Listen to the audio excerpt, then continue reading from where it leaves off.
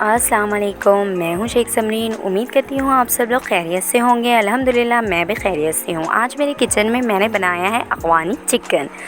वैसे तो अफ़गानी चिकन में ज़्यादा मसाले नहीं पड़ते भाई, लेकिन हम लोगों को मसाले थोड़े से पसंद है। मतलब ग्रेवी के लिए चाहिए, बच्चों को थोड़ा चिकन के साथ लपेटा हुआ मसाला भी चाहिए, बड़ों को भी चाहिए। तो इसलिए मैंने इसमें कुछ चीज़ें लाइक बादाम वगैरह ऑप्शनल यूज़ किए हैं। अगर आपको पसंद है तो आप डालिए, वरना स्किप कर दीजिए। उससे पहले मेरी गुजारिश है आप सबसे कि मेरे चैनल को सब्सक्राइब कीजिए, वीडियो को लाइक कीजिए। जज़ाकल्लाह।